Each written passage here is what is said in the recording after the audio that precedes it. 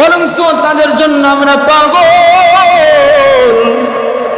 আল্লাহ রাসূল সাল্লাল্লাহু আলাইহি সাল্লাম বলেন, সাবধান সাবধান, যদি এই অবস্থায় হয় তোমাদের কিয়ামত ইহুদি খ্রিস্টানদের জন্য, যারা ইসলামকে বাধা দেয়, ইসলামকে মানে না, ইসলামের বিরুদ্ধে আরো তরসার করে, ইসলামের জন্য, ইসলামকে ধ্বংস করার জন্য আরো ডলার এবং টাকা তারা অ্যাড করে যে মুসলমানদেরকে দুনিয়া থেকে বিদায় করে দাও।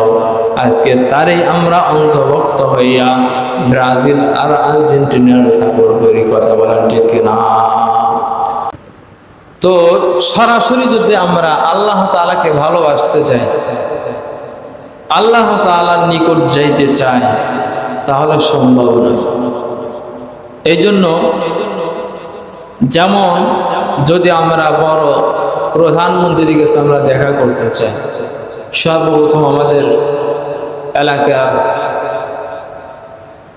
যিনি মেম্বার আছে তাকে ধরতে হবে, তার পর্যায়ে যে আছে চেয়ারম্যান আছে তাকে ধরতে হবে, এরপরে চেয়ারম্যান আবার আরেকজনের কাছে ধরতে হবে। এরকম করতে করতে করতে মন্ত্রী পর্যায়ে যাওয়া যাবে, ঠিক কিনা? তো ঠিক তদ্রূপ ভাবে যদি আমরা আল্লাহ তাআলার কাছে পৌঁছাইতে চাই, তাহলে আমাদের মাধ্যম আছে না নাই? আছে। ডাইরেক্ট আল্লাহ তাআলার সঙ্গে দেখা করবার জন্য কারো কোনো পারমিশন নাই। তবে আল্লাহ তাআলা বলেন যে যাদেরকে অনুসরণ করলে আল্লাহ তাআলার কাছে অবধি পৌঁছানো সম্ভব। বলেন সুবহানাল্লাহ। এই জন্য আল্লাহ তাআলা কুরআনুল কারীমের ভিতরে বলেন, কুল ইন কুনতুম তুহিব্বুনাল্লাহ ফাত্তাবিউনি ইউহিব্বুকুমুল্লাহ ওয়া ইয়াগফির লাকুম যুনুবাকুম ওয়াল্লাহু গফুরুর রহিম।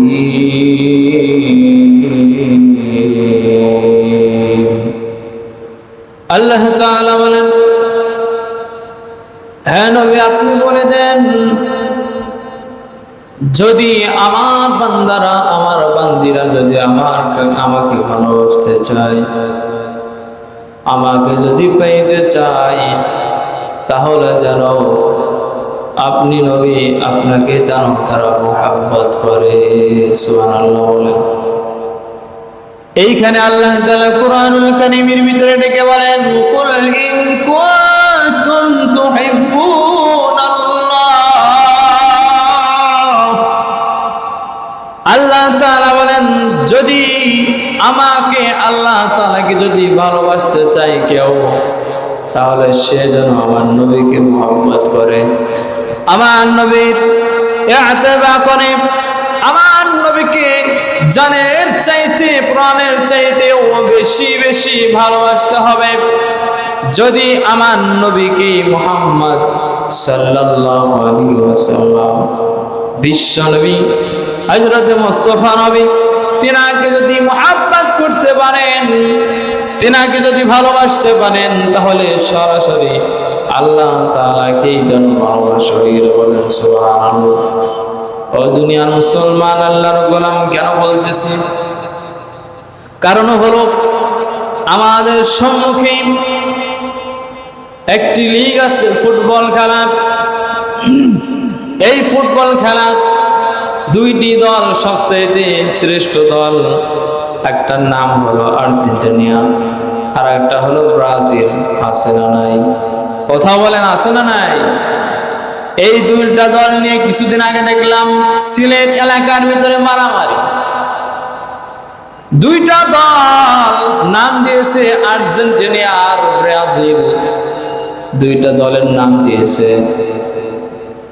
তো এক দল হেরে গেছে, যাওয়ার পরে গোল খেয়েছে। ওইখানে বাংলার জমিনে দুইটা দল নিয়ে মারামারি লাগছে। ওরা গোল খাইছে, আর এক দল খেপাইছে, আর এক দল কথা বলছে, কথা কাটাকাটি শুরু হয়ে গেছে। সারা এলাকা ধরে মারামারি শুরু হয়ে গেছে।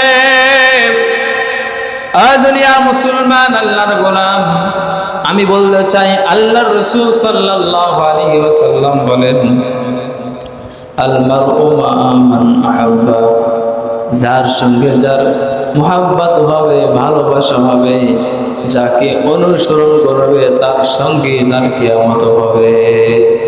এখন কথা হলো, আজকে কোথায় আর্জেন্টিনা, কোথায় ব্রাজিল, আর কোথায় চিল, কোথায় জার্মান, কোথায় ইরাক, কত দূর দূর দূর থেকে আসে।